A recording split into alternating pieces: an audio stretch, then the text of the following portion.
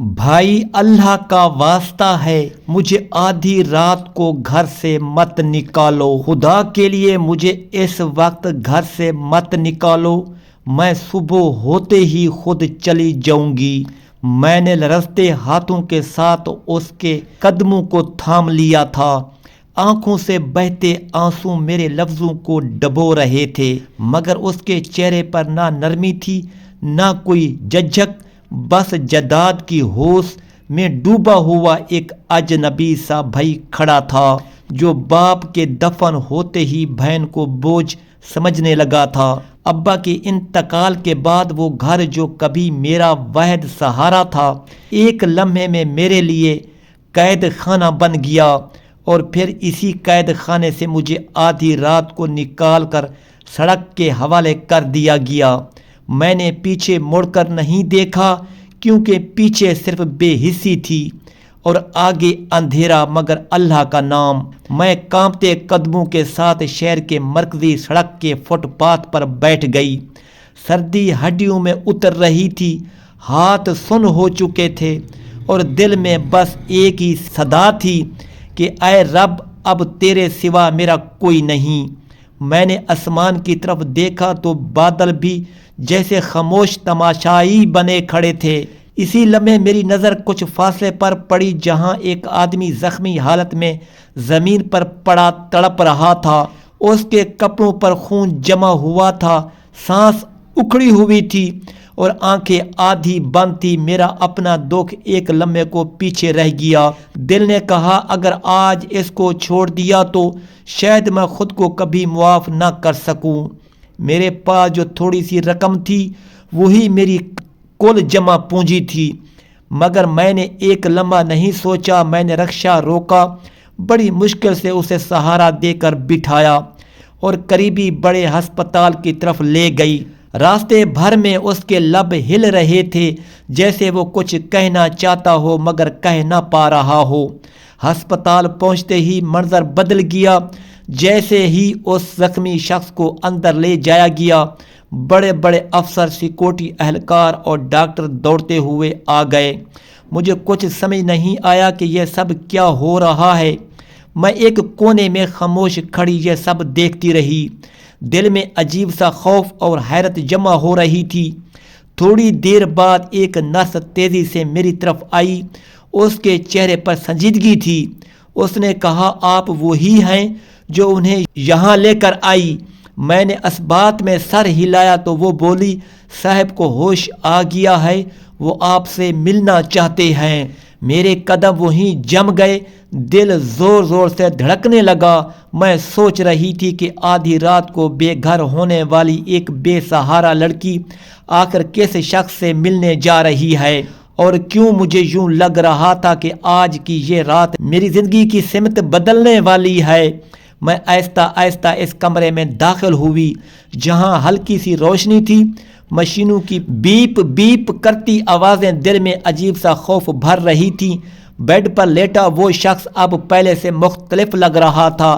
چہرے پر نفاحت تھی مگر آنکھوں میں ہوش کی چمک واپس آ چکی تھی، جیسے موت کے منہ سے پلٹ کر آیا ہو۔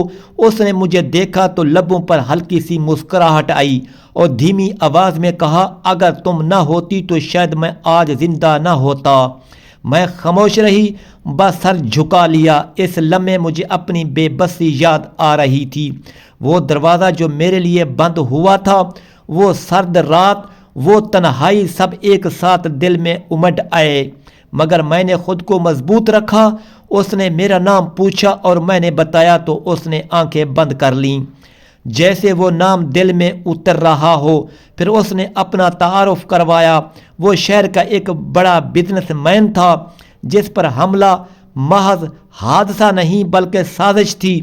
اگلے چند دن ہسپتال میں عجیب تیزی سے گزرے۔ وہ شخص صحت یاب ہوتا گیا اور میں ہر روز اس کے پاس جاتی، کبھی دوا کے وقت کبھی خاموشی میں اس کے پاس بیٹھ کر۔ ان لمحوں میں مجھے پہلی بار احساس ہوا کہ میرا وجود کسی کے لیے اہم بن سکتا ہے، کوئی مجھے بوجھ نہیں بلکہ سہارا سمجھ سکتا ہے۔ ایک دن اس نے مجھ سے پوچھ لیا تم کہاں رہتی ہو، تمہارا کوئی ہے نہیں؟ یہ سوال میرے لیے تلوار کی طرح تھا۔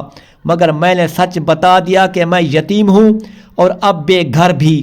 اس نے گہری سانس لی، آنکھوں میں عجیب سا درد ابھر آیا، شاید اسے اپنا ماضی یاد آ گیا تھا۔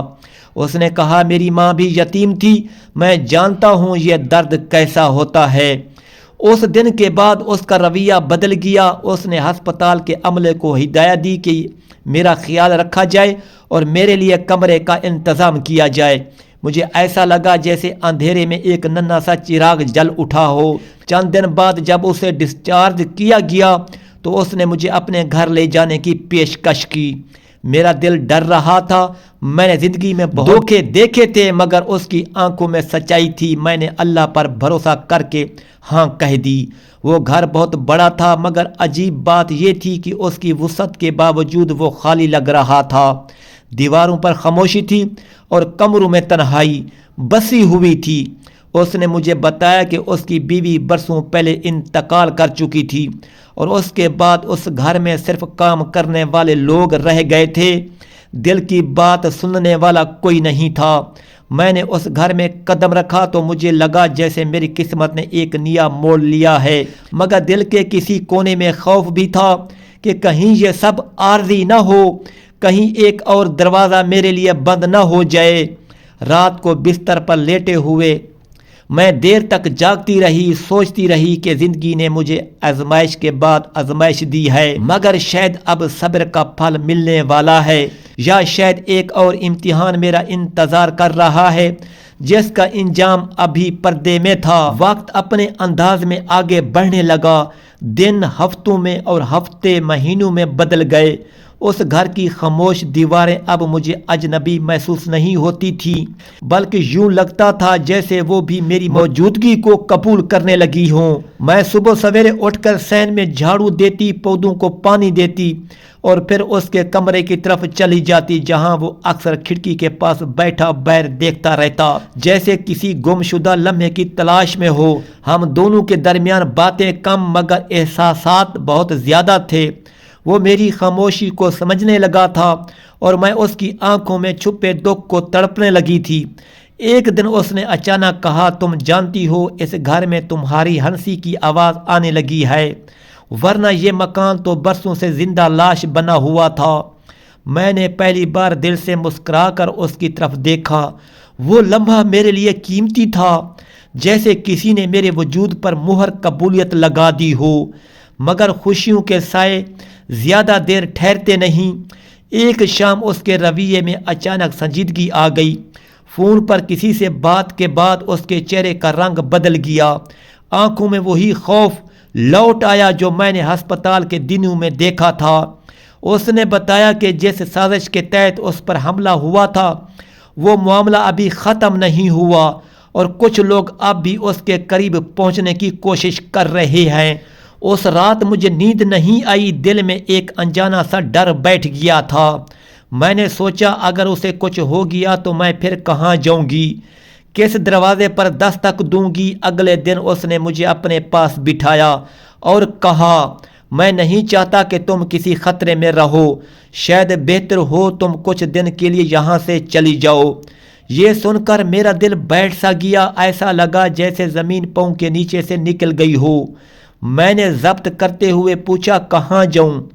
وہ خاموش ہو گیا، شاید اسے بھی اس سوال کا جواب معلوم نہیں تھا۔ اسی خاموشی میں ایک عجیب سا رشتہ اور مضبوط ہو گیا۔ ہمیں احساس ہو گیا کہ ہم ایک دوسرے کے بغیر ادھورے ہیں، مگر زبان سے کچھ کہنے کی ہمت کسی میں نہیں تھی۔ کچھ دن بعد اس کی طبیعت پھر خراب ہونے لگی، پرانے زخم جاگ اٹھے، ڈاکٹر آنے لگے، گھر میں پھر وہی ہسپتال جیسی بو اور خوشبو اور خاموشی پھیل گئی۔ ایک رات وہ مجھے دیکھتا رہا اور پھر آہستہ سے بولا اگر مجھے کچھ ہو جائے تو تم خود کو اکیلا مت سمجھنا، تم نے مجھے جینے کی وجہ دی ہے۔ میں نے اس کے ہاتھ کو مضبوطی سے تھام لیا، آنسو روکنا مشکل ہو گیا، دل چیخ چیخ کر کہہ رہا تھا کہ ابھی سب ختم نہیں ہونا چاہیے، ابھی میری کہانی ادھوری ہے۔ اسی لمحے مجھے احساس ہوا کہ زندگی نے مجھے دوبارہ آزمائش کے دہانے پر لا کھڑا کیا ہے، مگر اس بار میں وہ کمزور بچی نہیں تھی جو سردی میں دروازے کے بیر چھوڑ دی گئی تھی۔ اب میرے دل میں حوصلہ تھا، دعا تھی اور کسی کو کھونے کا خوف بھی جو انسان کو مضبوط بنا دیتا ہے۔ اور یوں کہانی ایک نازک موڑ پر آ کھڑی ہوئی جہاں ہر سانس انجام کی خبر دے رہی تھی، مگر انجام ابھی مکمل طور پر ظاہر نہیں ہوا تھا۔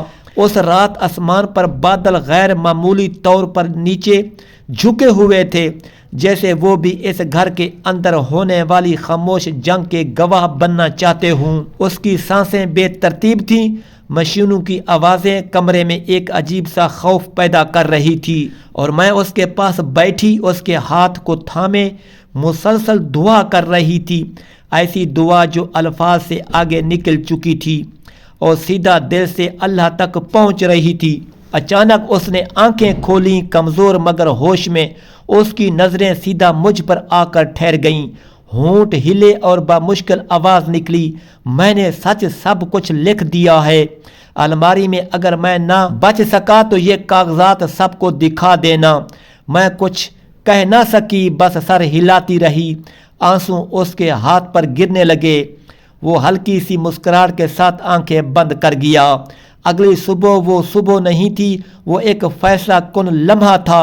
اس نے آخری سانس لی اور میرے وجود میں جیسے کوئی خلا پیدا ہو گیا، ایک ایسا خلا جیسے لفظوں میں بیان کرنا ممکن نہیں، مگر اس کے ساتھ ہی میرے اندر ایک عجیب سی مضبوطی بھی پیدا ہوئی، جیسے اس کی خاموش وصیت نے مجھے کھڑا کر دیا ہو۔ میں نے وہ کاغذات نکالے، سچ کے ٹکڑے جن میں دھوکہ، لالچ اور سازش سب کچھ واضح تھا۔ میں سیدھی اس جگہ پہنچی جہاں برسوں سے طاقت اور ظلم کا راج تھا، وہاں سب کے سامنے وہ کاغذات رکھ دیے۔ سچ کو زیادہ دیر چھپایا نہیں جا سکتا، وہ چیخ بن کر سامنے آ ہی جاتا ہے۔ وہ لوگ جنہوں نے اسے کمزور سمجھا تھا آج نظریں چرا رہے تھے، اور میں جو کبھی بھی بے آسرا تھی آج سچ کے ساتھ کھڑی تھی۔ قانون نے اپنا کام کیا، اور جن ہاتھوں نے اس کی زندگی برباد کرنے کی کوشش کی تھی وہ انجام تک پہنچے۔ دن گزرے، وقت نے مرہم رکھا، مگر نشان باقی رہے۔ میں نے اس گھر کو نہیں چھوڑا بلکہ اسے ایک نئی پہچان دی، وہاں ایک ایسا مرکز بنایا جہاں بے سہارا لڑکیاں آ سکیں، وہ لڑکیاں جنہیں دنیا نے ٹھکرا دیا ہو جیسے کبھی مجھے ٹھکرایا گیا تھا۔ اکثر شام کو میں اسی کھڑکی کے پاس کھڑی ہوتی جہاں وہ بیٹھا کرتا تھا۔ ہوا آتی، پردے ہلتے اور مجھے یوں لگتا جیسے وہ کہہ رہا ہو تم ہارے نہیں، یہی میری جیت ہے۔ میں مسکرا دیتی، آنکھیں نم ہو جاتی مگر دل مطمئن ہوتا۔ کہانی کا انجام یہی تھا کہ ظلم وقتی ہوتا ہے مگر صبر، سچ اور دعا کا انجام ہمیشہ روشن ہوتا ہے۔ جو رشتے خون سے نہیں بنتے وہ کبھی کبھی روح سے جڑ جاتے ہیں، اور کچھ لوگ بچھڑ کر بھی زندگی کی سمت بدل دیتے ہیں۔ یہ کہانی کسی ایک شخص کی نہیں تھی، یہ ہر اس دل کی کہانی تھی جو ٹوٹ کر بھی جڑنا سیکھ لیتا ہے، اور یہی اس کہانی کا اصل نچوڑ تھا۔ درد اگر اللہ کے سپرد کر دیا جائے تو وہ طاقت بن جاتا ہے، اور انجان وہی ہوتا ہے جو دل کو مطمئن کر دے۔